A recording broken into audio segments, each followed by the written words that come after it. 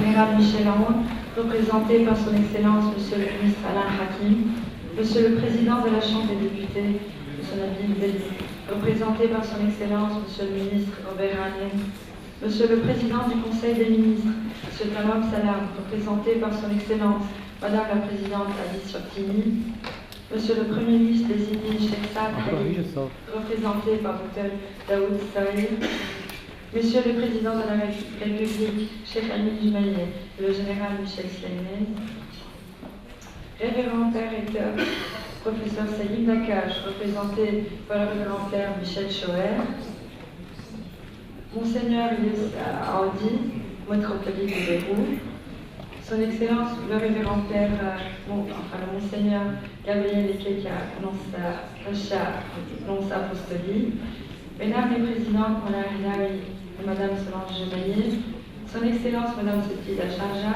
Excellences Messieurs les ministres, députés, ambassadeurs, Révérend Père Recteur, Messieurs les Présidents et les Présidents du Conseil constitutionnel et du Conseil d'État, Monsieur le bâtonnier de l'Ordre des avocats de Beyrouth, Monsieur le bâtonnier de l'Ordre des avocats de Tripoli, Messieurs les bâtonniers et Messieurs les membres des conseils de l'Ordre, Mesdames et Messieurs, bonsoir et bienvenue à l'Université Saint-Joseph, au campus des sciences humaines. Voilà, cette rencontre, hommage à son Excellence M. Najjar, à l'occasion du centenaire dans les sentiers du droit et de la parution donc, des 3 volumes écrits de droit privé. Nous commençons notre cérémonie avec le mot de notre recteur, donc le professeur Salim Dakash, qui est représenté ce soir par notre vice-recteur, le professeur Michel Schoer.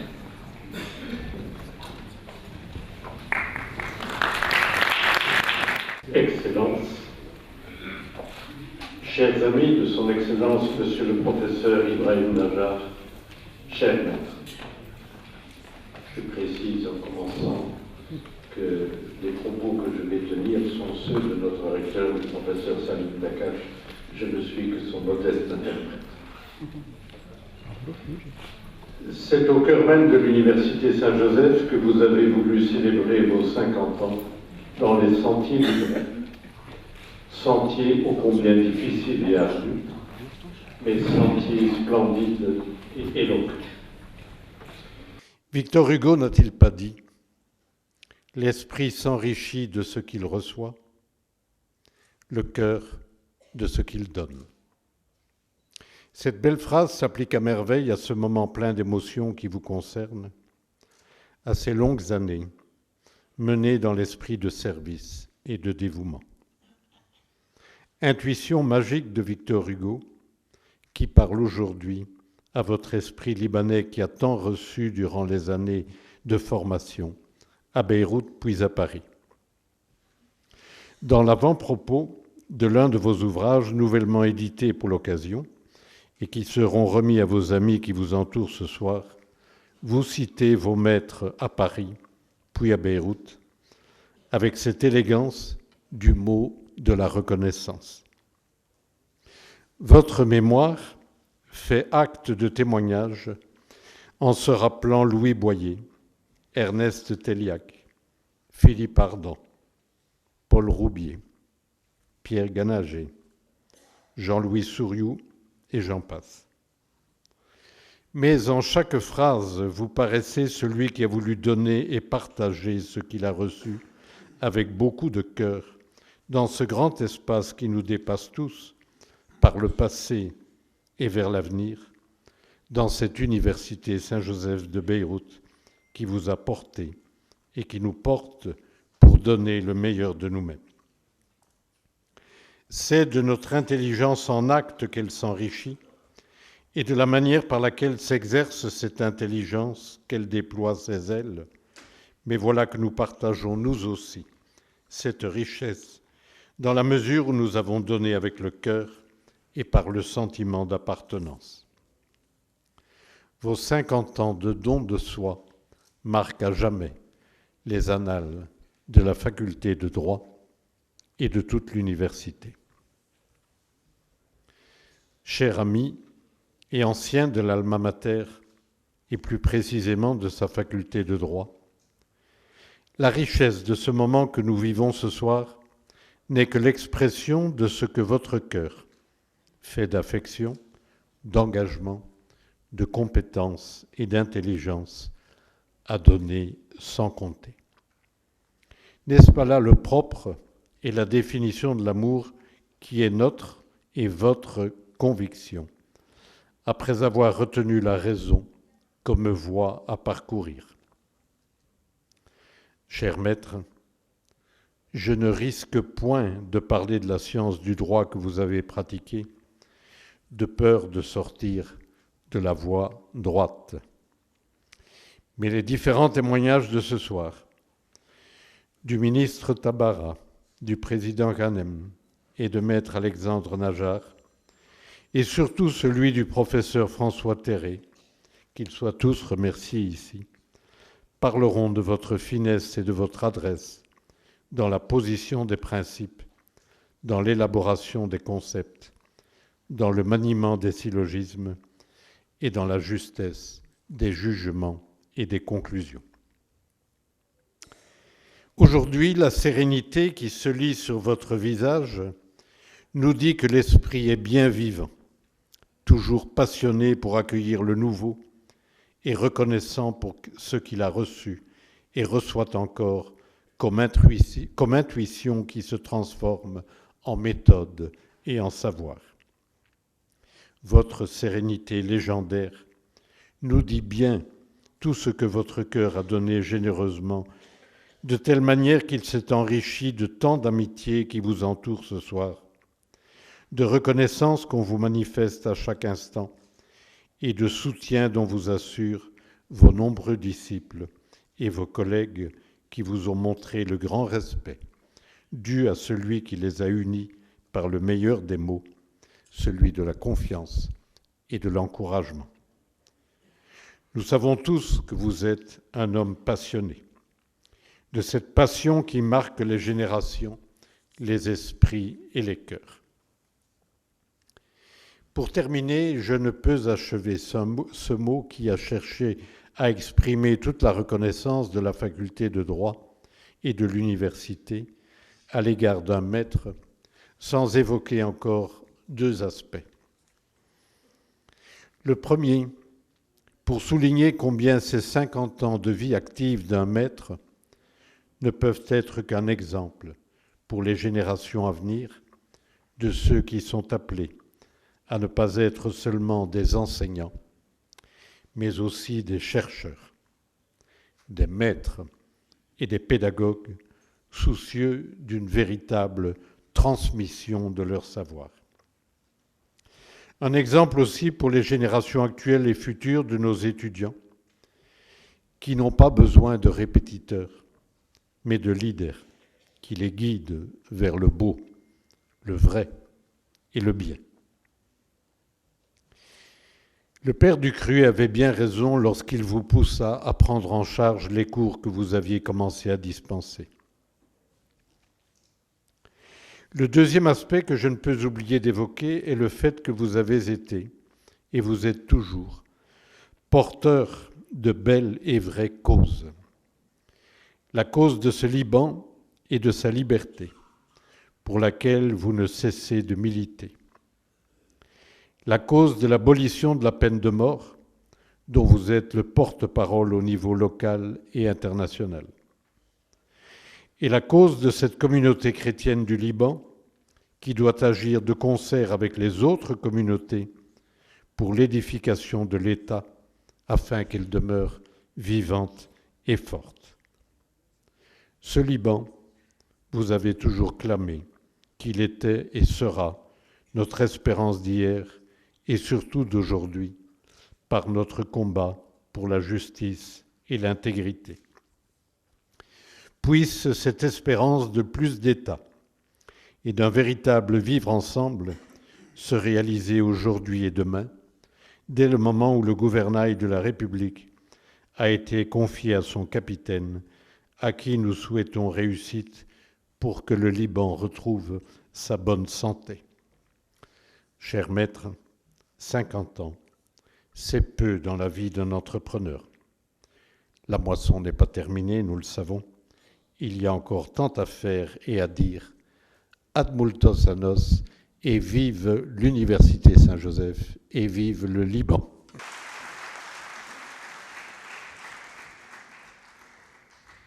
Et nous poursuivons avec le mot du professeur Madame Léna Ranagé, doyen de la Faculté de droit et des sciences politiques. Excellences, Monsieur le vice-recteur, Mesdames et Messieurs, chers collègues, nous sommes réunis ce soir à l'université pour rendre hommage au professeur Brahim Najjar, pour célébrer avec lui, autour de lui, un cinquantenaire dans les sentiers du droit. Il y a dans ce titre qu'il a choisi lui-même, le cinquantenaire dans les sentiers du droit, comme une invitation au voyage dans le monde enchevêtré du droit. Ce droit dont il nous dit lui-même, dans la préface de l'un de ses ouvrages, qu'il y est venu un peu par hasard. Ce droit dont il nous avoue qu'il ne fut sans doute pas sa passion première.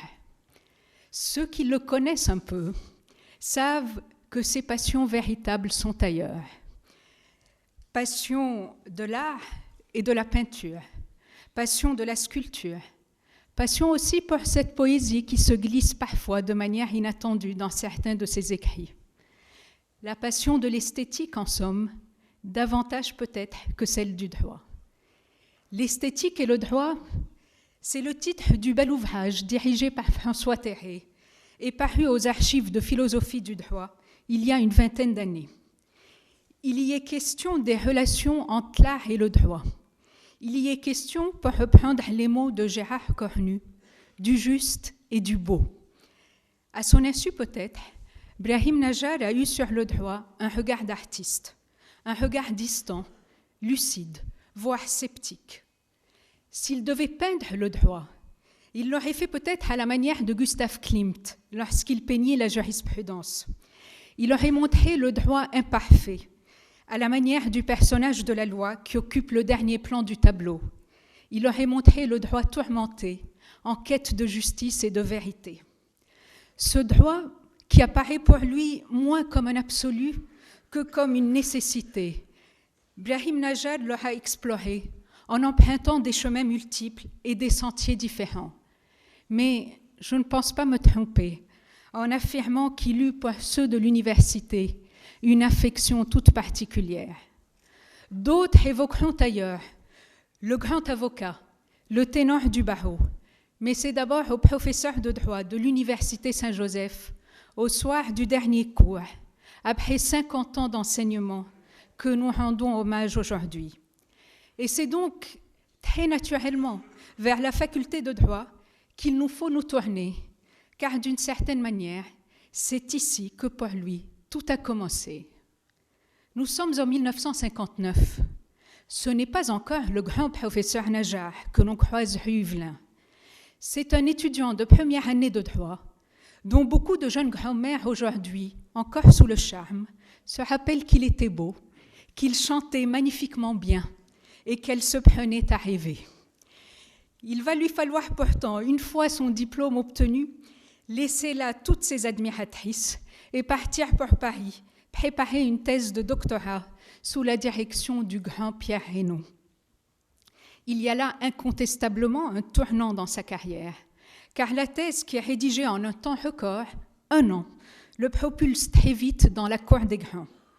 Consacrée au droit d'option qu'elle fait sortir de l'ombre, elle est auréolée par le jury et lui donne très jeune, il n'a alors que 25 ans, une notoriété qui ne le quittera plus.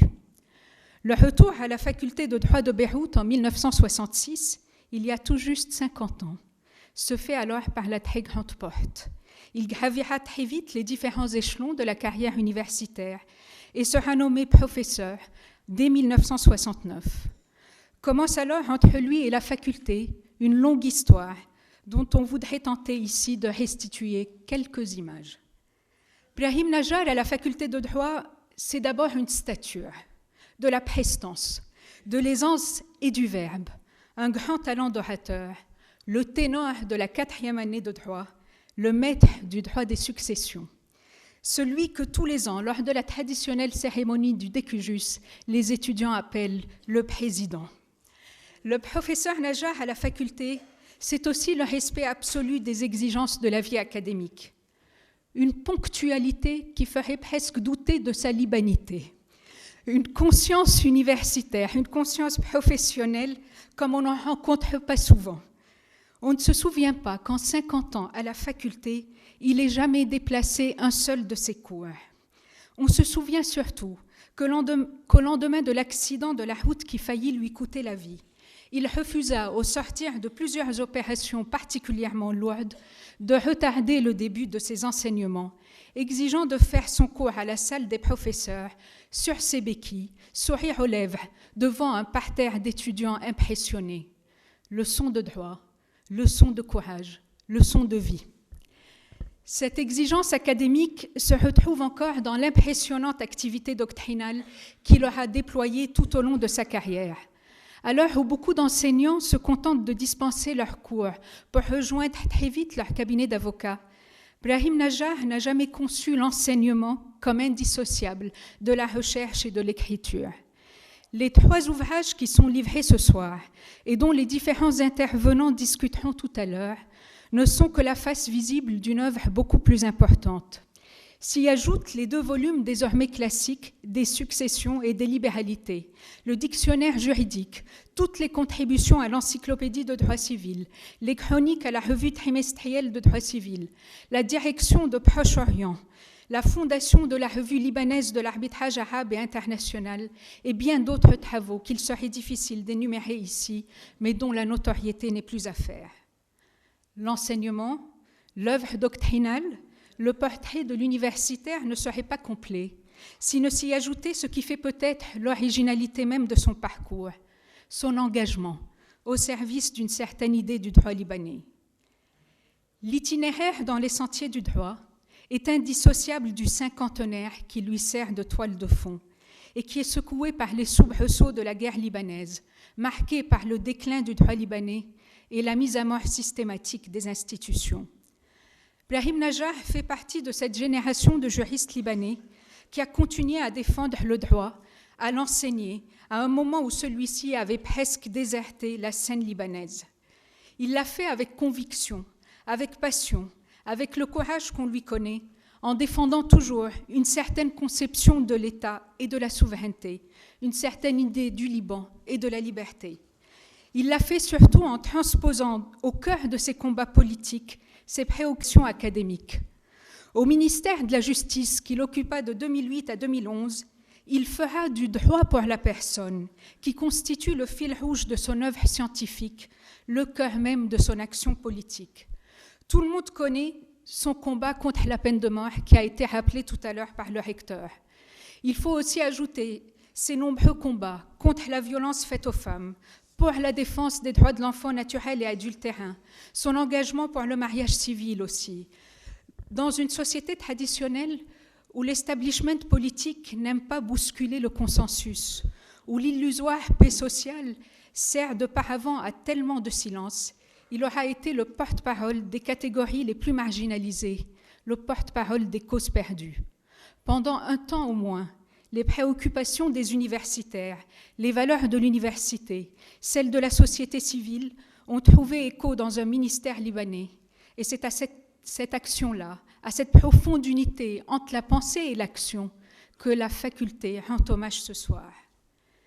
Les chemins de l'université ne prennent jamais fin, Monsieur le ministre. Il n'y a pas de terminus pour les professeurs de droit. Le voyage continue avec des paysages et des tableaux différents. Et les sentiers du droit se prolongent bien au-delà du cinquantenaire, car la route libanaise vers le droit, vers l'état de droit, est longue, et l'itinéraire, vous le savez bien, relève moins de la promenade que du parcours du combattant. Alors, au nom de la faculté, au nom de vos étudiants, au nom de vos collègues, bonne route, monsieur le professeur. Puisse votre combat pour le droit, pour le beau droit, se poursuivre encore longtemps au-delà de l'université. Pour l'avoir mené avec autant de courage et de ténacité, soyez-en ce soir infiniment remerciés.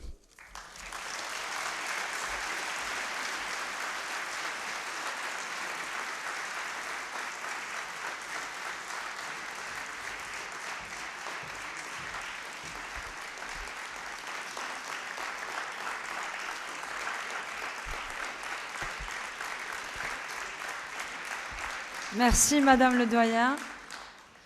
Nous avons le plaisir d'accueillir ce soir le professeur François Terré, membre de l'Institut des sciences morales et politiques, professeur émérite à l'Université Paris II et l'une des personnalités marquantes du droit privé en France. Professeur Terré, la parole est à vous. Messieurs les présidents, Excellences, Éminences, Mesdames, Messieurs, il m'est donné de vous parler aujourd'hui de tout ce qui vient d'être dit excellemment par les nains ganagés, et je ne vais pas pourtant céder tout de suite la parole à mon successeur. Ce serait un moyen d'échapper, mais d'éviter ce qui me tient à cœur quand on envisage au sujet du lauréat d'aujourd'hui, multilauréat, le passé, le présent et l'avenir. Le passé a été évoqué, la carrière, et une carrière qui présente toutes les qualités voulues, quand bien même on dirait que nul n'est censé ignorer la loi, il faut bien quand même qu'il y en ait qui l'enseigne. Et c'est par ce procédé, par cette démarche, que notre ami, notre collègue a franchi tous les échelons du savoir. Il a fait plus que cela. Il a fait plus parce que, sans vouloir l'accaparer et le naturaliser du côté de notre République, il est parmi les auteurs étrangers l'un des plus connus de la doctrine et de l'édition française. Il est aussi bon en droit français qu'en droit libanais. Je peux juger du moins pour le droit français, mais je l'imagine autant pour le droit libanais. Et il a donc, sur ce point, je le dis et je le répète, une position exceptionnelle dans l'édition et la doctrine. Et puis, il a, dans la suite et la filière de ses activités, occupé un poste qui, pour les juristes, représente quelque chose d'important et à propos duquel, sans vouloir m'interférer en la matière, j'ai aussi souvenir d'avoir été appelé à collaborer avec un certain général et un certain ministre et d'autres encore au ministère de la Justice. Sous la Troisième et sous la Quatrième République, dans notre pays, le ministère de la Justice était considéré comme un ministère tranquille et un ministère qu'on réservait plutôt aux vieux politiciens à la retraite qui avaient besoin quand même du repos et de la méditation. Et puis ça a changé. Ça a changé chez nous avec les guerres d'Algérie que nous avons vécues, et cela a changé ailleurs aussi. Et là encore, notre héros de ce soir s'est signalé à l'attention de tous, en France aussi. C'est donc tout cela, ce passé qui était évoqué il y a un instant, et sur lequel il est important de revenir encore. Mais c'est le présent aussi qui répond à cette nécessité, à ce besoin. D'abord, l'assistance de ce soir, les 50 ans, je me disais, 50 ans, comment s'est-il débrouillé pour faire 50 ans d'enseignement? Je croyais en avoir fait plus. Eh bien non, j'en ai fait 4 de moins. Et c'est déjà quelque chose. La durée est importante, pas seulement pour la prescription acquisitive. Et c'est d'ailleurs à ce sujet que je voudrais remarquer que ce n'est pas seulement la festivité d'aujourd'hui, la rencontre, le silence dans les espaces finis et qui nous caractérise, qui est en cause, c'est aussi deux préoccupations fondamentales qui nous sont communes l'un à l'autre, les uns aux autres, de chaque côté de la Méditerranée.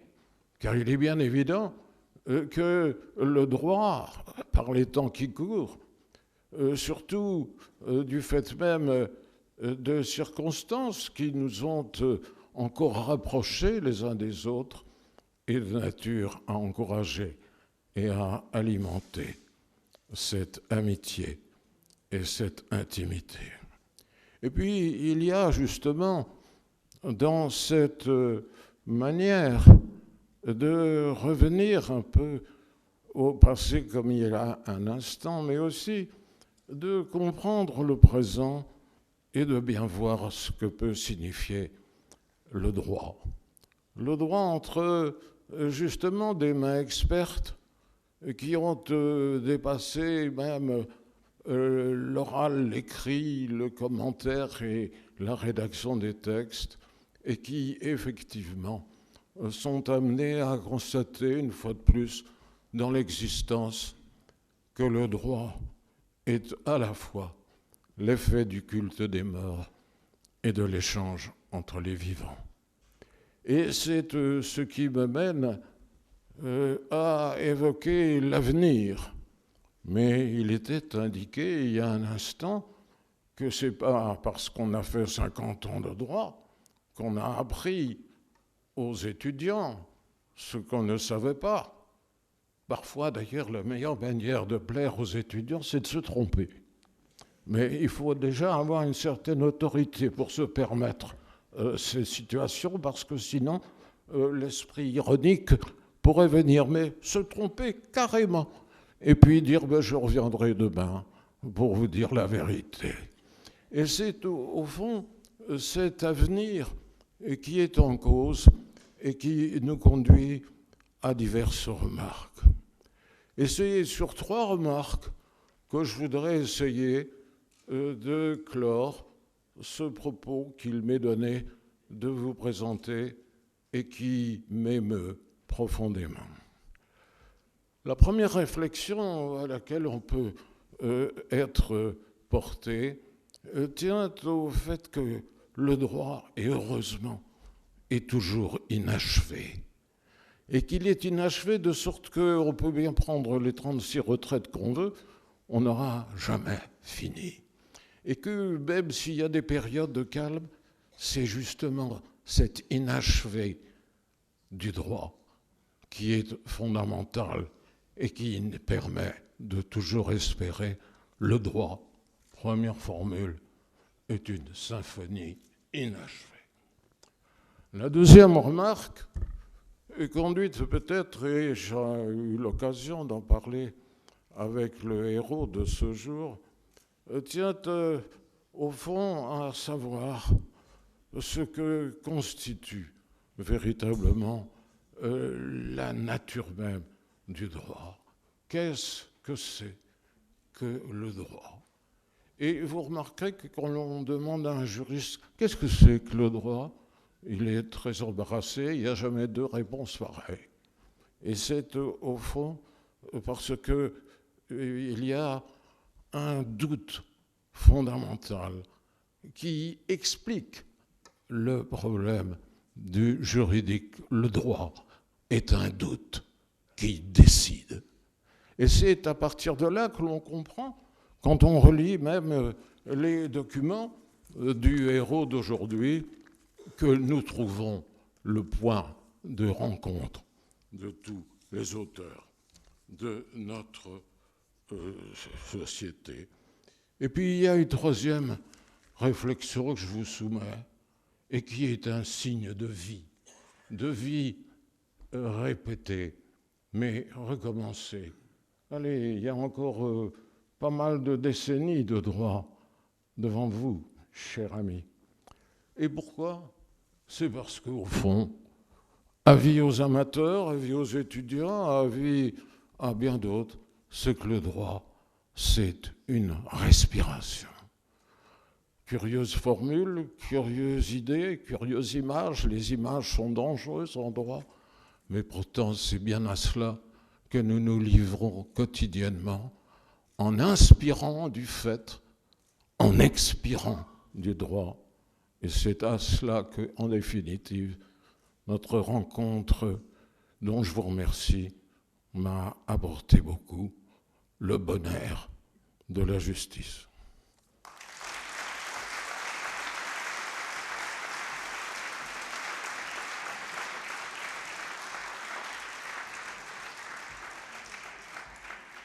Merci, professeur Terré. Plusieurs fois ministre de la Justice, membre du Conseil stratégique de l'Université Saint-Joseph, docteur en droit et avocat à la Cour, Son Excellence, M. Bahij Tabbara.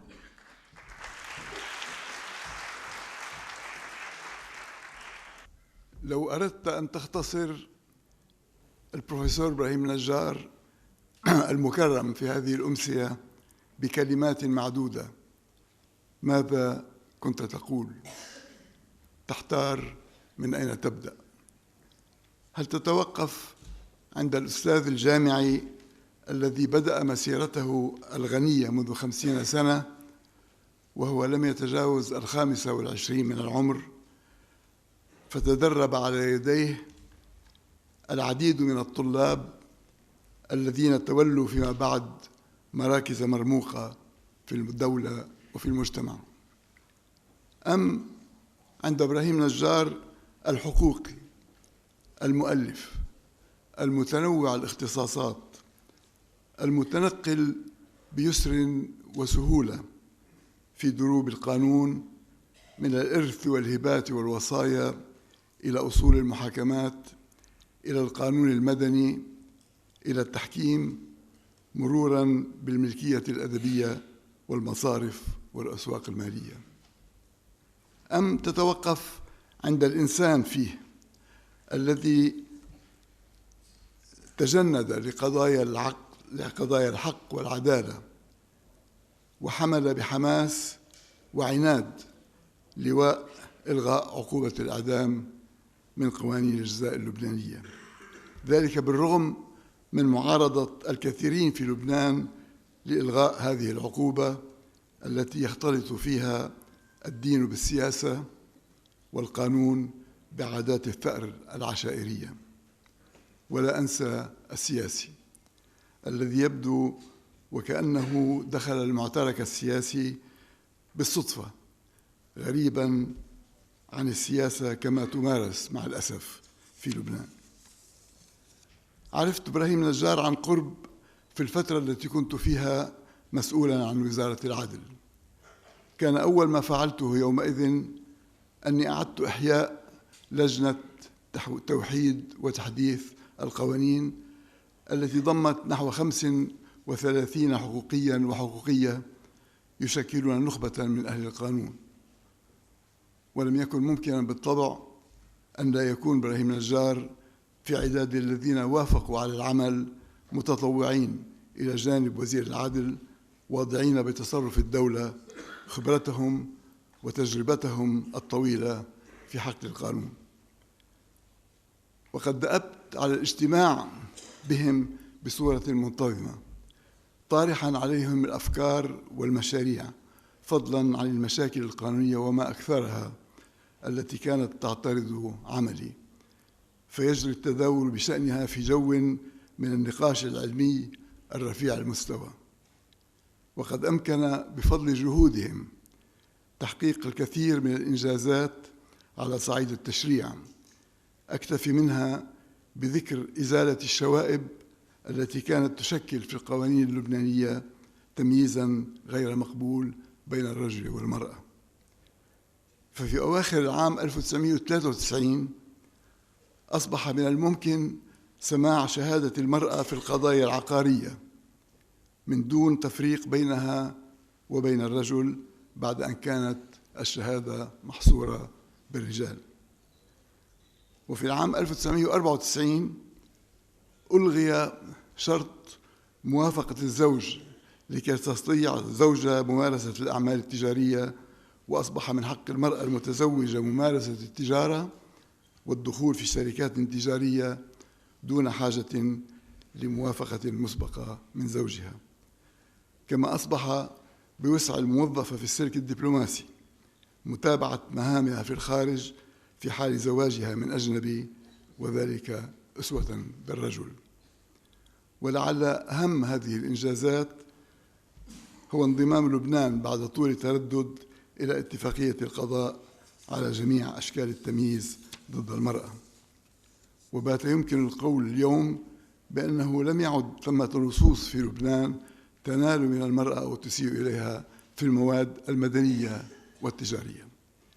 وقد كان لإبراهيم نجار مساهمة أساسية في إعداد مشروع قانون ينظم عملية بيع الشقق على الخريطة ويعالج ما يمكن أن ينشأ عنها من نزاعات ومشاكل. عندما فاتحني إبراهيم نجار عن نيته نشر مجموعة كتاباته في 3 مجلدات، طالبا مني أن أقدم للمجلد عن القانون اللبناني، عدت إلى مؤلفاته التي أحتفظ بها في مكتبتي: كتاب عن الإرث، كتاب عن الهبات، وآخر عن الأعمال المجانية دون عوض، ومؤخرا القاموس القانوني الجديد.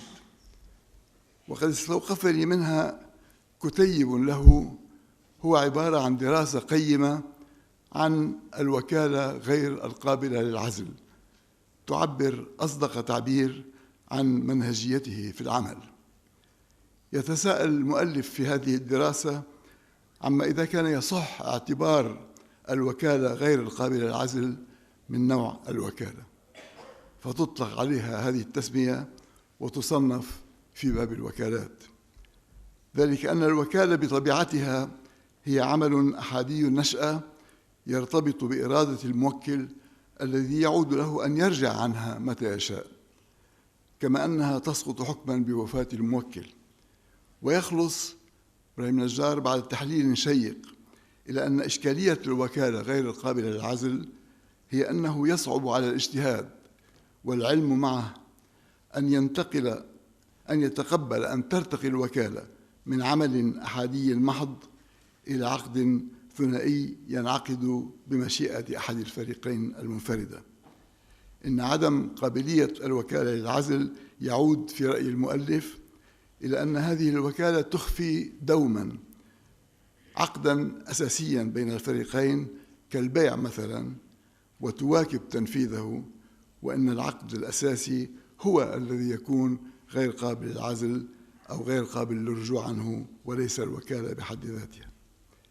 إن هذه الدراسة هي نموذج عن الطريقة المبتكرة التي يعالج إبراهيم نجار فيها المواضيع القانونية الشائكة، فكأنه يتعمد التفتيش عن المفاهيم الغويصة والمعقدة، يغوص فيها ويعمل على فك عقدها وإيجاد الحلول المقنعة لها.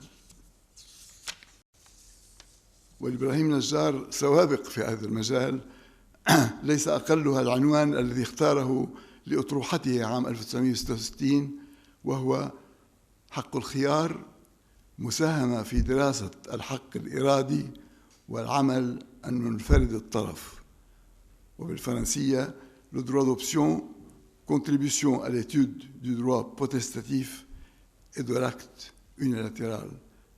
هذا في وقت كان العديد من الحقوقيين في فرنسا لا يسلم بأن الخيار يمكن أن يشكل حقا، ويعارض فكرة إدخال الحق الإرادي في القانون الفرنسي ويعتبره من قبيل الهرطقة القانونية.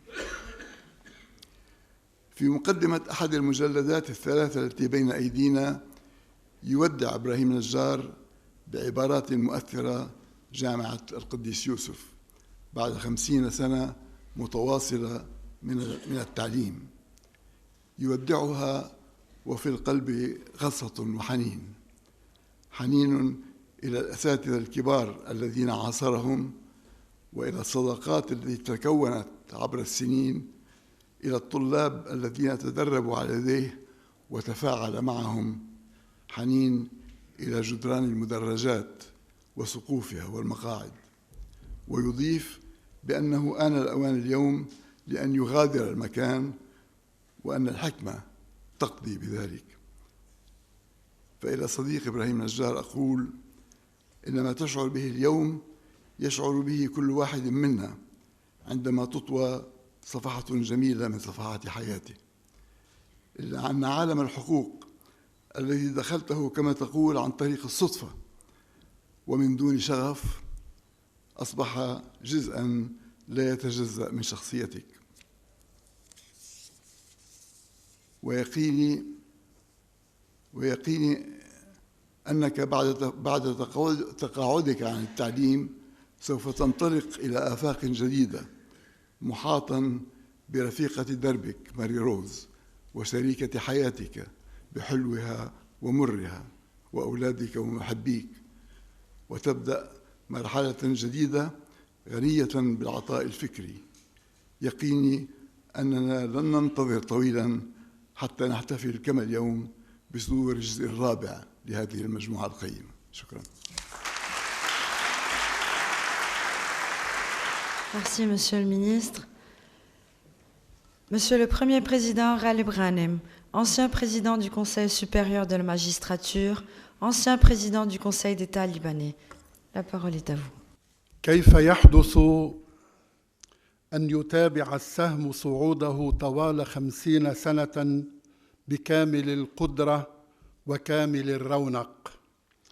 شاهدت وأنا ابن الجبل العالي نسورا تشق الأفق صعدا وتتوقف بين تحليق وتحليق لهنيهة تحفز لا لهنيهة وهن. إبراهيم نجار هو من هذا السرب، 50 سنة في دروب القانون، في دروب الثقافة، في دروب الجامعة، في دروب السياسة والوطنية، وفي رحبات الصدارة العلمية هنا وفي العام الأوسع، ولا يزال السهم يتابع صعوده. ما كان ذلك ليحدث لو لم تكن اليد العليا عليه بفائض من هباتها، ولو لم يتلقى هذه النعمة الربانية بفائض من شجاعته وبصيرته وولعه بالمعرفة. فليكن هذا اللقاء أبعد من تكريم وأعمق من عرفان، فليكن مواكبة لمن لا يزال يرفض العلم القانوني بالأغزر والأثمن كلما حرك قلمه، ولمن لا يزال يتقن لعبة التحليق كلما شد به الشغف والطموح إلى الأعلى فالأعلى.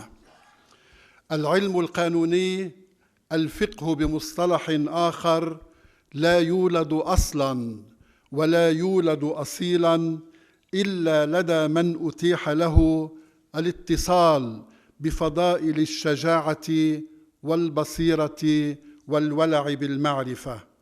الفقهاء الرومان المستقلون الشجعان كانوا علامة الإشراق الكبرى في القانون الروماني ومصدراً ثراً من مصادره. فقهاء الشريعة الإسلامية كشفوا ما انغلق وفصلوا ما اجتمع في قواعد كلية عامة. آباء الكنيسة اجتهدوا لتنظيم ما لم يقله الإنجيل نصاً وإن قاله روحاً.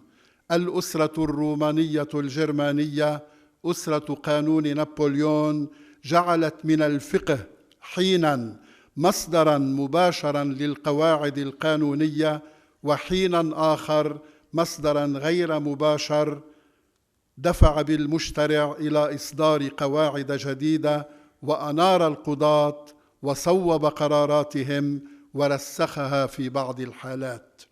ليس فقهاً ما احتشد في بطون المصنفات دون ما إطلالة على آفاق البحث العلمي الحر، وليس فقهاً ما اكتفى بالجمع والعرض من دون رأي شخصي، وما شرح نصاً واضحاً فكان كمن يفسر الماء بعد الجهد بالماء، وما حطم في سبيل التحطيم أو عظم اجتناء لمنفعة من وراء التعظيم، وما اجتنب المنغلق وجاور القريب المتناول. وليس فقهاً ما احتكر المعرفة ولم يترك نافذة مفتوحة على الجدل بالتي هي أحسن. الفقيه الفقيه هو باحث وناقد ومبدع وعالم ومعلم، وهو قاض بغير قوس ومشترع بغير قبة برلمان. من زاوية الإطلاق هذه من هذا المرمى يحسن النظر إلى الثلاثية المزدوجة اللغة لأستاذ الأساتذة الدكتور إبراهيم نجار. كتابات بالعشرات والمئين، تكاد لا تخلو واحدة منها من الخصوصية والجدوى واقتحام الصعب والسهر على نشر المعرفة، ومن نضارة تنقلك إلى حيث كان يمكن أن يكون كاتبها، كان يمكن أن يكون تقول هذه النضارة في ضفة أخرى، في ساحة من ساحات الذوق بل الإبداع الفني أو الأدبي، في منعطف من منعطفات الفكر الإنساني، على عرش آخر غير العرش القانوني الذي يتقبل نفحة أدبية من هنا ولفحة فلسفية من هناك، من دون أن يقع في إغراءات الأولى وفي إغراقات الثانية. في هذا المقام الجلل وفي هذه اللحظات العجلة لا تصح الدلالة إلا بالانتقاء.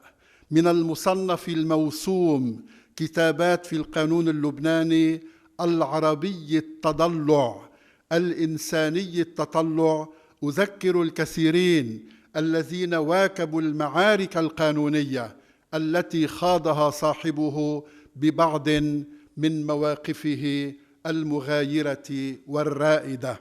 مثال ذلك معركته الدائرة حول تصويب تطبيق الفقرة الثالثة من المادة 16 من قانون الإرث لغير المحمديين، وحول وجوب إطلاق حق الخلفية بموجب هذه الفقرة لتمكين فروع الأخ وفروع الأخت من الإرث حتى ولو لم يكونوا محميين بأخ أو أخت على قيد الحياة.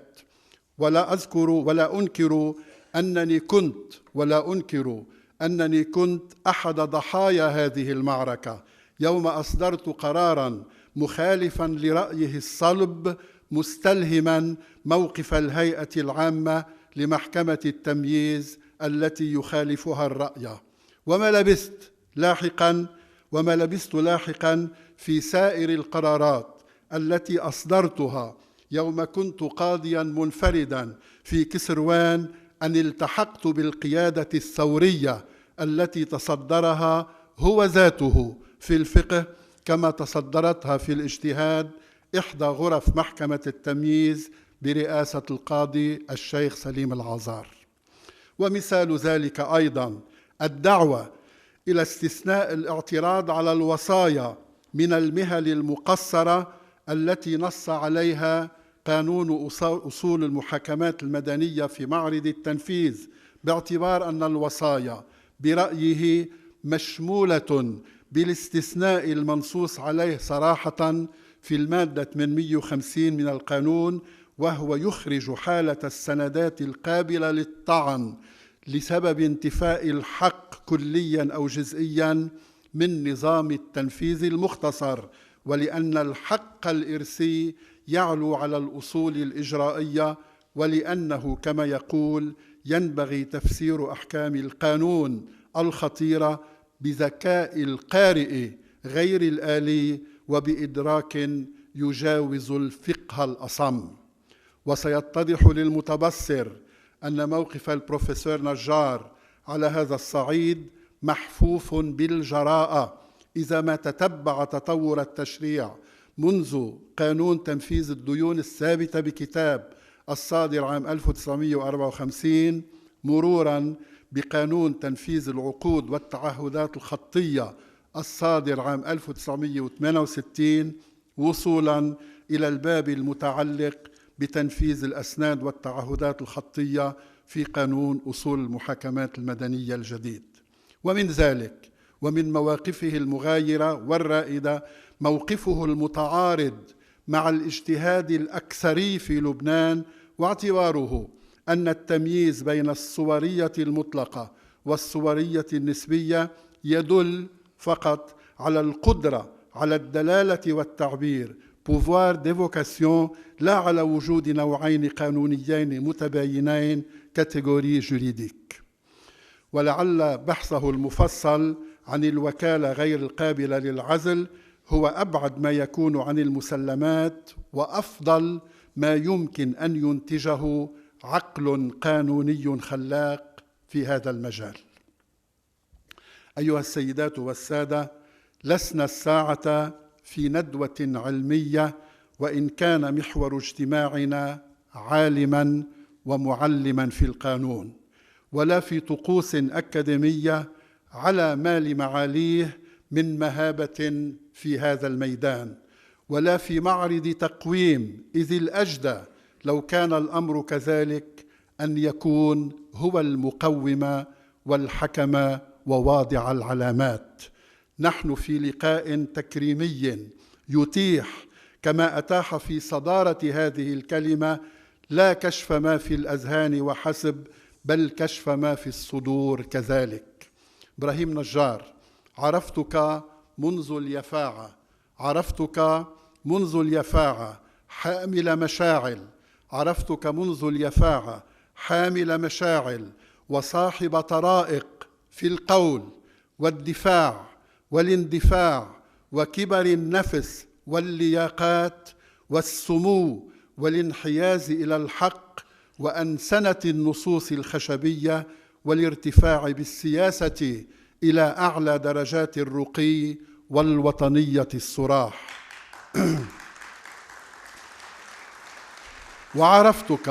وعرفتك مؤخرا في عهد لكم ولنا كقضاة مجلس قضاء، وعرفتك مؤخرا في عهد لكم ولنا ذهبي، مؤتمنا على المسؤولية الجلة في العدل، ومانحا لقيصر ما لقيصر وللقضاء ما للقضاء. فكانت ثمرة تعاوننا زهدا بالخاص وتغليبا للعام، ذروة انفتاح وبداية إصلاح، أجل بداية إصلاح حقيقي في القضاء نرجو أن يستكمل في مقتبل هذا العهد، والأمل كبير. واسلم لأخيك وللبنان.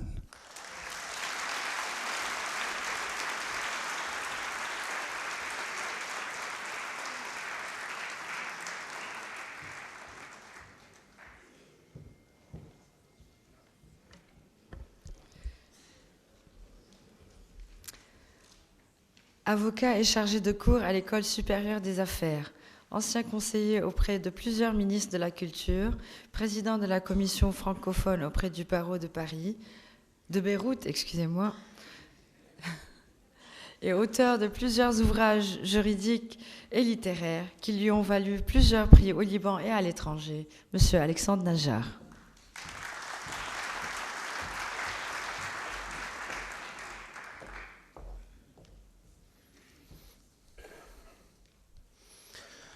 Excellences, Mesdames et Messieurs, nous sommes réunis ce soir pour rendre hommage à un être d'exception. Je partage avec lui le même nom de famille, mais aucun lien de parenté ne nous unit. Toutefois, l'admiration profonde que je lui porte explique pourquoi c'est avec beaucoup d'émotion que je prends la parole à l'occasion de ses 50 ans sur les sentiers du droit.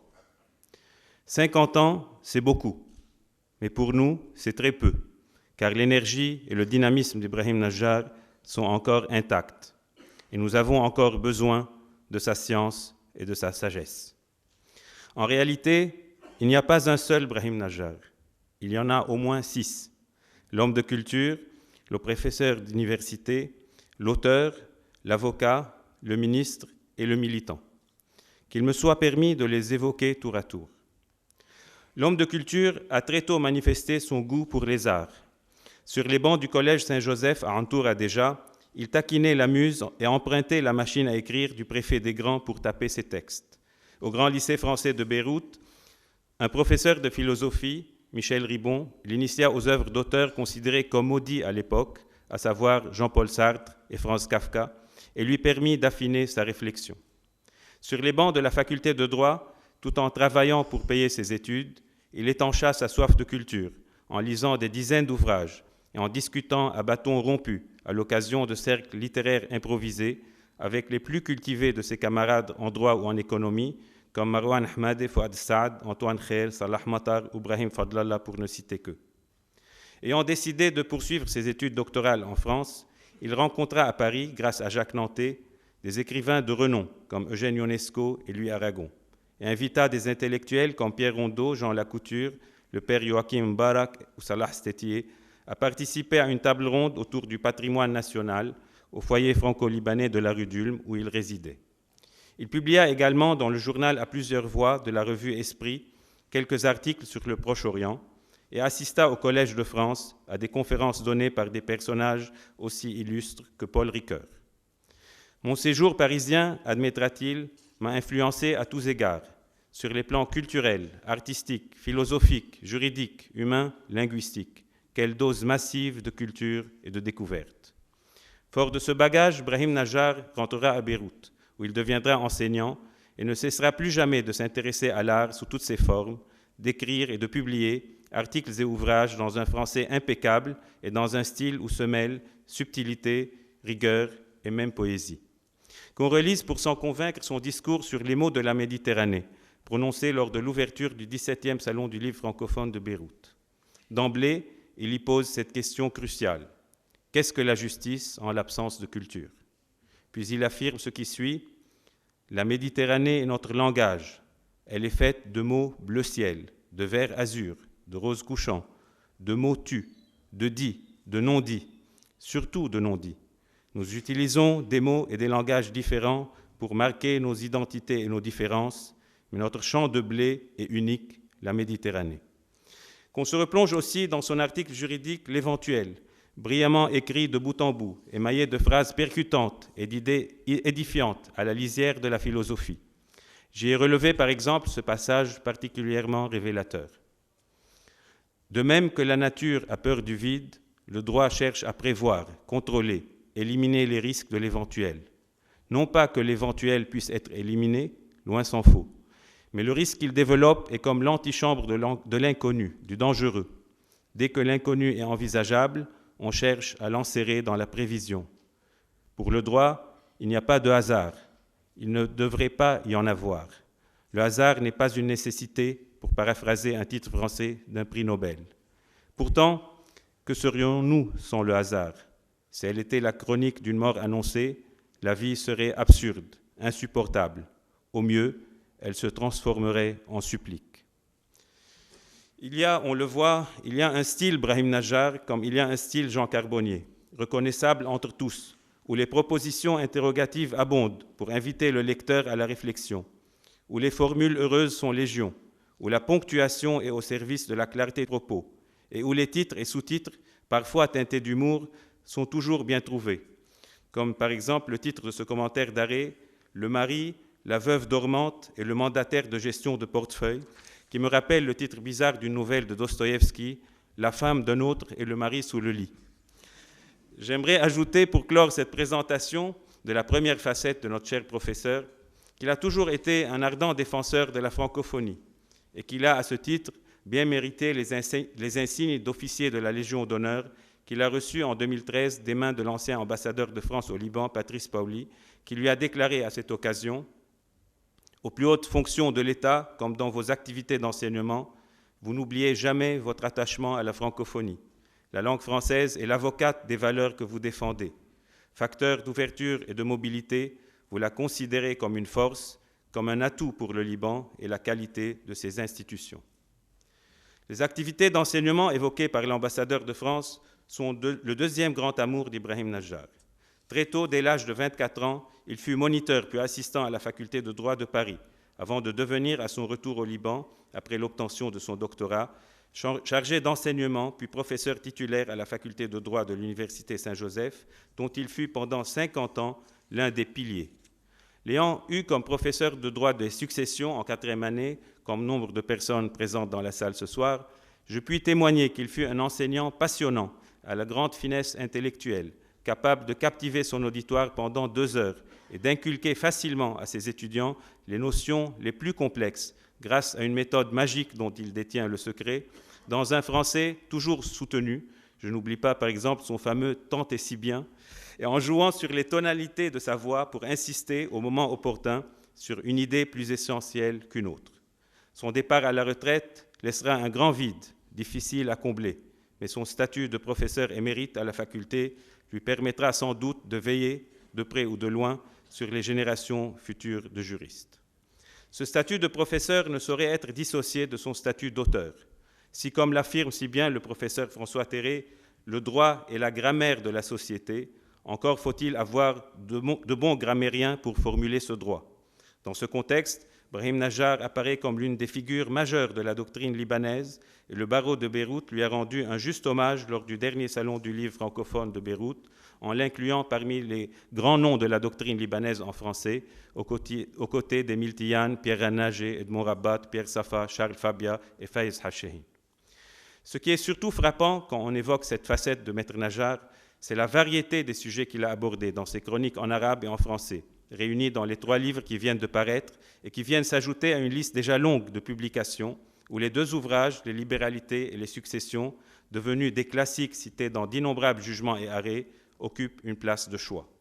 C'est aussi sa ténacité qui l'a poussé à publier, même pendant la guerre, plusieurs livres, dont un indispensable dictionnaire juridique français-arabe et une multitude d'articles dans le recueil Dalloz, dans l'encyclopédie Dalloz et dans la revue trimestrielle de droit civil, où il tint pendant longtemps une chronique régulière, sans compter ses articles dans la revue Proche-Orient études juridiques qu'il a dirigée contre vents et marées et dans la revue libanaise de l'arbitrage arabe et international qu'il a lui-même créée. Cette ténacité, née de sa passion pour le droit et de sa volonté de se surpasser sans cesse pour ne pas se laisser gagner par cette sclérose qui paralyse hélas la plupart de nos chercheurs dès qu'ils rentrent au Liban, doit inspirer étudiants, doctorants et juristes. Si Brahim Najjar est aujourd'hui considéré comme un ponte de la doctrine libanaise, c'est parce qu'il n'a jamais déposé sa plume, c'est parce qu'il ne s'est jamais endormi sur ses lauriers, c'est parce qu'il n'a jamais pris sa profession d'avocat comme prétexte pour se détourner de la recherche et de l'écriture. On ne fait rien de grand sans de grands hommes, et ceux-ci le sont pour l'avoir voulu, écrivait De Gaulle. C'est précisément cette volonté tenace de garder la barre haute qui fait aussi d'Ibrahim Najjar le grand homme évoqué par le général. Nous en arrivons au 4e champ d'action du personnage, le beau métier d'avocat selon la formule de Jean Gallo. Personnellement, j'ai eu à traiter avec Maître Najjar plusieurs affaires touchant au droit des successions. Ses consultations éclairées, son esprit analytique qui concilie si bien les exigences de la pratique et les connaissances théoriques m'ont impressionné et m'ont confirmé la très grande valeur de cet éminent confrère que les magistrats ici présents, les législateurs et les politiciens n'hésitent pas à solliciter à propos des questions juridiques les plus épineuses. Nommé ministre de la Justice en 2008, Brahim Najjar a fait l'unanimité, même si pour des raisons politiques, certains partis ont essayé sans succès de contrarier ses efforts visant à sauvegarder le tribunal spécial pour le Liban. À ce poste ministériel qu'il a occupé jusqu'en juin 2011, le professeur Najjar n'a sans doute pas réalisé tous ses rêves à cause de la déliquescence de nos institutions, du manque de moyens et de personnel qualifié et des vexations politiques qui entravent régulièrement l'action du gouvernement. Il a néanmoins réalisé d'importantes permutations judiciaires, amorcé de nombreuses réformes, lancé le grand chantier de l'informatisation complète de l'appareil judiciaire et le projet de refonte de nos codes poussiéreux avec le concours d'une commission composée d'éminents juristes dont le regretté Pierre Catala.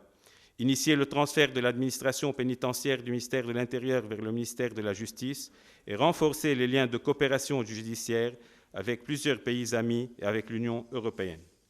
Le verra-t-on de nouveau à ce poste pour parachever tous les projets qu'il a élaborés? L'avenir nous le dira. Reste à évoquer l'homme de conviction qui fut, avant et pendant la guerre, militant sans être milicien et patriote sans être sectaire. À l'heure actuelle, son engagement n'est pas seulement politique. Ibrahim Najjar est aussi un fervent défenseur de l'abolition de la peine capitale, jugée indigne des valeurs du Liban et de sa pratique démocratique. Membre du Commissariat international pour l'abolition de la peine de mort, créé en 2010 suite à une initiative de l'Espagne, aux côtés de Robert Badinter, Luis Arbor ou Federico Mayor, il reconnaît, je cite, qu'il n'est pas aisé de continuer à défendre l'abolition. Elle appelle un combat pour le droit à la vie, à la paix, à une culture du droit, à la différence, de la liberté. Rien n'est plus urgent que de s'en tenir à l'abolition comme le fut celle de l'esclavage, envers et contre tout. Bien entendu, il faudrait ajouter à ces 6 facettes d'autres aspects, comme l'époux, le père ou encore le battant, le sportif féru de tennis. Mais le tableau que nous venons de brosser est déjà amplement suffisant pour mesurer toute la dimension d'Ibrahim Najjar qui représente pour le Liban un atout et une source de fierté. Dans un opuscule intitulé William Shakespeare, Victor Hugo affirme qu'il y a des hommes océans. Par sa vaste culture, la profondeur de sa réflexion, l'immensité de son champ d'action et la puissance de ses convictions, il n'est pas exagéré d'affirmer que le professeur Ibrahim Najjar appartient assurément à cette catégorie d'hommes océans. Je vous remercie.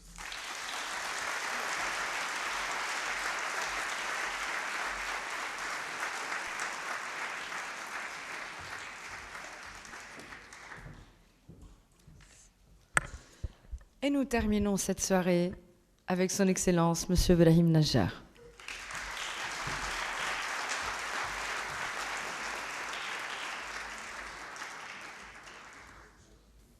فخامة الرئيس العماد ميشيل عون ممثلا بمعالي الأستاذ علاء حكيم،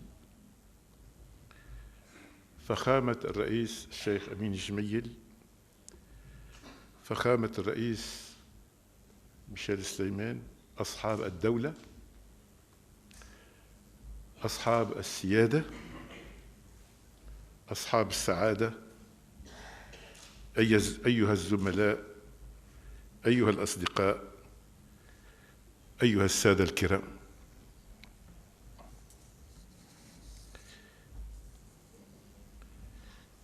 Je vous avoue que je suis confus.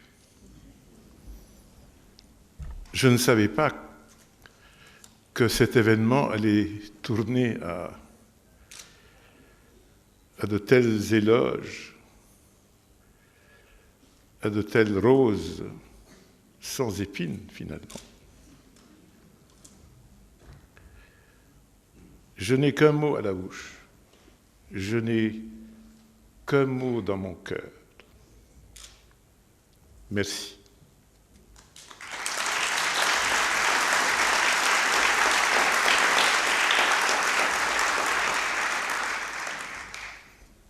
Merci d'être ici. Merci de partager cette soirée du souvenir. Merci au Père recteur d'y avoir convié. Merci, Madame le Doyen, Léna Rannaji. Merci, Monsieur le Professeur Terré, d'avoir fait le déplacement. Merci, Messieurs les ministres Tabbara, le Premier président Ghaleb Ghanem, Docteur Alexandre Najjar, d'avoir prononcé des mots immérités, croyez-moi. Mais ils resteront gravés dans ma mémoire et dans mon cœur. Cette soirée est due à la conjonction de certains hasards. L'écoulement de 50 années d'enseignement à Saint-Joseph, après 2 années de monitorat et d'assistanat à Paris, et la parution de ces 3 ouvrages, écrits de droit français, écrits de droit libanais en français, écrits de droit libanais en arabe. Ceux-ci regroupent, on vous l'a dit, une sélection d'articles et de contributions juridiques autres que les ouvrages et rubriques déjà publiés notamment en France. Et je vous avoue, il me fallait faire le point. Il me fallait savoir si j'ai été cohérent, si je pouvais m'y retrouver.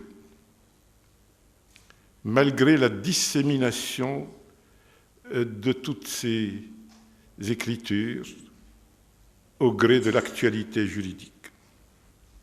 Ces 3 ouvrages ne sont pas des mémoires, mais à leur manière, ce sont comme une rétrospective, celle d'un parcours obsédé par une idée, une succession de tableaux ou de planches, proches par un souci de la rigueur, par la recherche des limites du pouvoir de la volonté du sujet de droit. C'est en ce sens que la rétrospective est une quête d'un droit pour la personne. Cet événement a un peu tardé par rapport au calendrier. Il est d'autant plus significatif cependant pour moi que le recteur de l'Université Saint-Joseph a voulu le transformer en hommage, sans doute en raison de ma fidélité à l'institution, mais aussi à l'édition par l'USJ de ses ouvrages. Mesdames, Messieurs, je ne suis pas seul à avoir enseigné pendant 50 années à la faculté de droit. Mes camarades, mes collègues, mes professeurs et mes prédécesseurs en savent plus long que moi.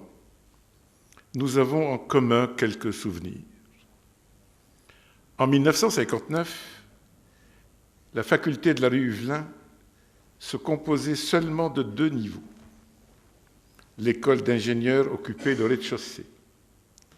Les quelques rares étudiantes qui traversaient la cour pour accéder à l'escalier qui desservait le premier étage et la faculté de droit s'exposaient aux sifflets admiratifs et coquins des ingénieurs. La bibliothèque consistait en une petite salle avec une lucarne sur le fond d'ouvrages stockés derrière un mur aveugle. Le toit était recouvert de tuiles rouges et les marches de l'escalier piétinées par des années d'escalade masculine. Vous avez dit ascenseur? Quelle idée! Le sport donne de la vie aux heures. Au secrétariat sévissait Maître Alexandre Abdenou. Une cigarette libanaise, Bafra, au coin de ses lèvres, affinée par des décennies d'addiction au seul sport fumé qui en valait la peine. Quant au chancelier, comme on disait à l'époque, il fut le père Mazas, puis le père Samichouri, puis enfin le père, le grand Jean Ducruet. Je travaillais sans renoncer au combat de l'étudiant engagé, ô combien que j'étais, sans rater trop de cours, surtout ceux de droit civil de Louis Boyer, d'économie politique d'Ernest Teillac et de droit constitutionnel de Philippe Ardant. Heureux temps, la première année comptait près de 350 étudiants. Aujourd'hui, pourtant, il faut tenter un bilan. Mais comment l'établir? Le faut-il? Probablement en usant de certains flashbacks. Mon itinéraire fut un mélange, mais il a été indivisible. À la différence de mes autres parcours en politique, dans le domaine de l'art et dans les quelques arpents d'un engagement littéraire et humain, le droit fut pour moi une découverte de chaque jour, de chaque instant, une conquête, une reconquête. Dans ma tête, dans mon cœur, mais quelle différence, les tiroirs sont coulés dans un seul moule. Leur expression, pour des besoins didactiques ou pratiques, est dissociée. Je ne peux, quant à moi, séparer la théorie et la pratique. le donné et le vécu, le vrai et le faux. Tout est vrai, tout est faux, tout est politique, tout est culture, tout ou presque est ou procède d'une idée de justice. Lorsque les grands philosophes grecs s'exprimaient, il n'y avait pas de cloison entre les disciplines. L'incohérence, messieurs, n'est pas un péché de vie. Tout reste cohérent. Tout est vrai et son contraire. C'est essentiel. Il faudrait écrire un éloge de l'incohérence. Le problème est que la mémoire est sélective. On n'oublie que ce qu'on veut oublier, comme le répétait Michel Ribon, mon inoubliable professeur de philosophie. On veut oublier ce qui n'a pas marqué, qui ne fut qu'une péripétie. Il en est ainsi de ce qu'on a écrit ou pensé. Le résultat n'est pas toujours à la hauteur de la vérité critique, ni de la précision scientifique, mais que de détails sommeillent dans l'affect, alors que d'autres se fossilisent au hasard des cours d'eau. Je n'oublierai jamais, par exemple, comment je venais de Bagdad à Bikfaya pour emprunter la voiture de Pierre Gemayel, blindée à la manière d'un caravan-car, de manière artisanale, par les mécanos de Beth Shabab. Nous traversions ainsi, Monsieur le Président, le pont de Burj Hamoud, sous les feux des francs-tireurs et des roquettes provenant de la quarantaine. Et tout cela afin que j'arrive à temps à la rue Huvelin. C'est là que je donnais mon cours à quelques étudiants du quartier, au son des bombardements et des bombes qui tombaient dans l'enceinte de la faculté. Il fallait surtout que ma voix ne tremble pas. Il fallait que la faculté résiste. C'est dans l'enceinte de cette faculté, de la rue Huvelin, que mes 50 années d'enseignement, si on compte bien, furent les plus cohérentes. C'est ici que mon parcours fut une ligne droite depuis 1959. Qu'est-ce que fut le droit dans ma vie? Avais-je l'occasion d'un juriste? On l'a dit, je l'ai écrit, je suis venu au droit par hasard. Mais qui peut affirmer que le hasard n'est pas le destin, que le hasard n'est pas la nécessité? Mes passions, on vous l'a dit, Madame le Doyen, furent ailleurs, dans mon engagement pour une libanité sans concession, pour un idéal de justice et de dignité pour la personne humaine, pour la liberté, pour que la liberté reste la nourricière de nos identités, de notre fondamental à condition qu'il soit conquis, reconquis, assumé. Il est la clé de notre ouverture à l'universel. Le droit, finalement, n'en est que l'instrument. Après les souvenirs, il me reste l'amitié. C'est-à-dire ce qui a été le plus clair dans mon parcours et qui me reste comme espoir d'un peu d'avenir. L'amitié des étudiants que j'ai croisés, que j'ai aimés, sans toujours le montrer, que j'ai compris finalement, parce que je les ai souvent retrouvés. Quelques dames, elles ne prennent jamais l'âge, mes étudiantes, puisqu'elles sont encore celles qu'elles furent à mes yeux. Quelques dames me confessent tardivement tantôt leur affection, tantôt leur effroi, mais j'avoue n'avoir jamais pu me méfier de ceux qui m'ont entendu ici développer des idées abstraites et des propositions. L'amitié de quelques collègues, de certains doyens, du père Jean Ducruet, de certains collègues français qui sont venus ici, qui ont vu, qui furent vaincus par le talent du Libanais et par son hospitalité. C'est grâce à cette faculté que j'ai eu une famille,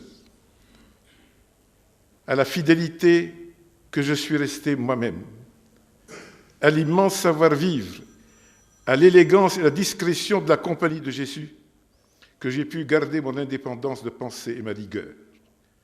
J'ai réussi à n'avoir, pardonnez-moi, à n'avoir jamais peur, grâce à la foi infuse, silencieuse, généreuse, que les pères ont su répandre dans la dignité et la confiance dont ils m'ont témoigné.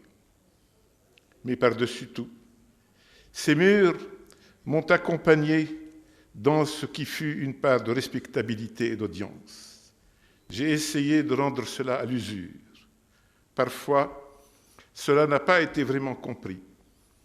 Mais si j'avais à le faire, je répéterais les mêmes gestes, j'éviterais les mêmes gens, j'aimerais encore ces couloirs et ces plafonds, ces meubles, cette paperasse, et même ces photos où je suis souvent ailleurs. Maintenant, il faut que certains idéaux trouvent les moyens de survivre à l'éphémère, au parcours d'une vie. Le combat pour l'abolition de la peine de mort, pour l'instauration d'un état de droit, pour la prééminence du droit au laxisme et à l'inconscience. Il faut surtout, malgré nos combats et les retournements des situations et des périls, que nos libertés soient préservées. La liberté est le fondement du Liban, sa raison d'être, notre sens, notre fondamental identitaire. Sans liberté, il n'y a ni droit, ni culture, ni avenir, ni passé. Par-delà tout, et nos clivages si multiples, si amers, si rigides, si fragiles. Quant à moi, il est maintenant grand temps de dire rideau à l'enseignement universitaire. Laissez-moi donc dire avec Saint Jean Perse, la course est faite et n'est point faite.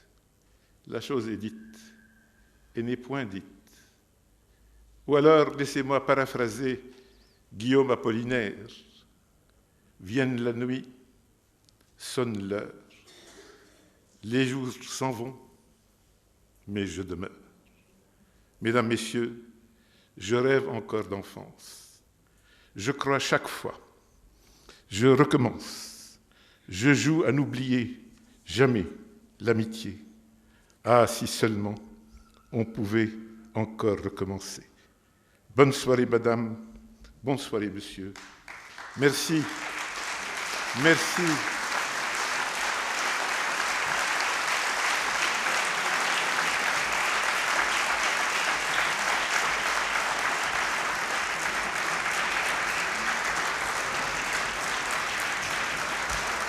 Merci à chacun. Merci Marie-Rose. Merci les enfants.